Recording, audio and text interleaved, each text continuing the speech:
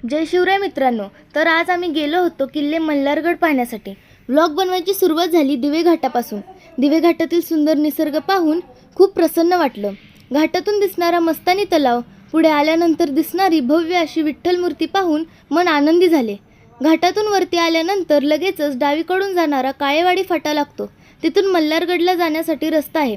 रस्त्यात पेरूच्या, सीताफळांच्या व अंजीरच्या बागा पाहायला मिळतात. रस्त्यावरून जाताना दिसणारा निसर्ग खूप मनमोहक आहे, तर लांबून दिसणारा मल्हारगड लगेचच ओळखता येतोय. गड चढण्यासाठी खूप सोपा आहे. थोडं वरती आल्यानंतर गडाची संपूर्ण माहिती आणि इतिहासदर्शक फलक आपणास पाहायला मिळतात. आम्ही चोर दरवाजातून गडामध्ये प्रवेश केला. गडावर ही छोटी छोटी रंगबिरंगी फुले दिसली. त्यांचा आम्ही गुच्छ बनवला आणि नंतर पोहोचलो आम्ही खऱ्या कामासाठी, म्हणजेच दुर्ग संवर्धन संस्थेच्या दुर्ग संवर्धन मोहिमेसाठी.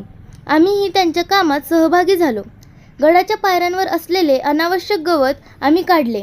मोहिमेतील सर्वच कार्यकर्ते अतिशय उत्साहाने काम करत होते. गडावरील बुरुज इतिहासाची साक्ष देताना दिसतात. मल्हारगड हा मराठ्यांनी 1675च्या शतकात बांधलेला शेवटचा किल्ला आहे. नंतर आम्ही महादरवाजातून आत गेलो.